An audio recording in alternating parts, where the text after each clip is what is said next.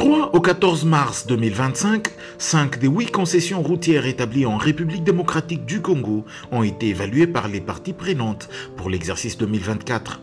Le but est de balancer les travaux exécutés face aux recettes réalisées. Alexis Gisaro Mouvouni, ministre en charge des infrastructures et travaux publics, en ouvrant ces travaux, avait notamment expliqué l'utilité des financements en mode partenariat public-privé dans le secteur des infrastructures en RDC. Des investissements importants et qui quelquefois, et d'ailleurs c'est un peu partout comme ça, il est difficile pour le trésor public de pouvoir les assurer. Et donc lorsqu'il s'agit d'axes routiers, de tronçons routiers qui peuvent présenter une certaine rentabilité, nous privilégions ce mode de partenariat public et privé dans la mesure où l'État se retrouve, les privés se retrouvent et notre population, pour qui nous faisons tous ces efforts, se retrouve également.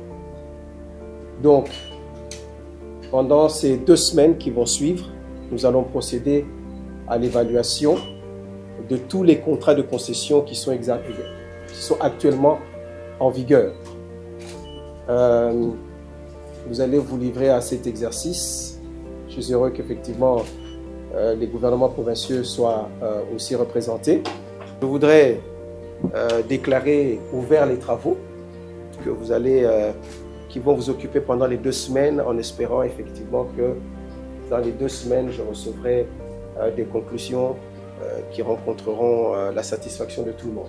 Chika Pakamako, Kinshasa Matadi, Lubumbashi Kasumbalesa, Lubumbashi Likasi Kolwezi, Kalemie Manono et Likasi Kambove ont été ainsi passés en revue. Pour les concessions en phase de construction, la commission d'évaluation attend plus d'apports financiers des investisseurs pour l'avenir. Il s'agit des concessions Likasi Kambove, Kalemie Manono et Chika Pakamako. Pour les concessions déjà en phase d'exploitation, dont Lubumbashi Likasi Kolwezi, Kinshasa Matadi et Lubumbashi Kasumbalesa, la commission fait le constat heureux d'un accroissement de l'ordre de 8% des recettes en 2024 par rapport à l'année 2023.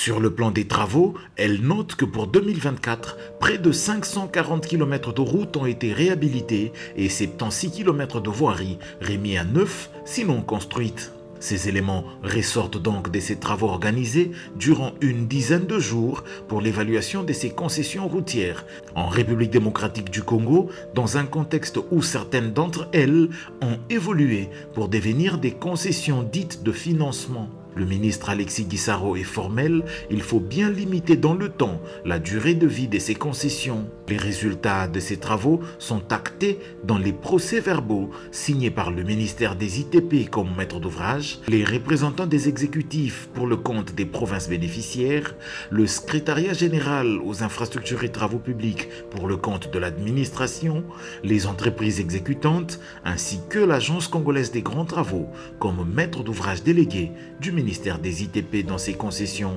Au nom du ministre Alexis Gisaro, c'est Chrysostome Milangongo, son directeur de cabinet, qui a clôturé les travaux en remerciant tous les acteurs pour leur assiduité.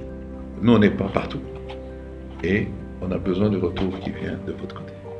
Voilà un peu les excellences, et tous les membres.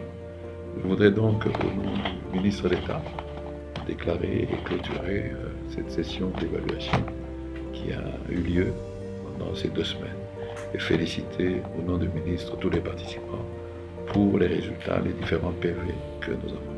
Je vous remercie.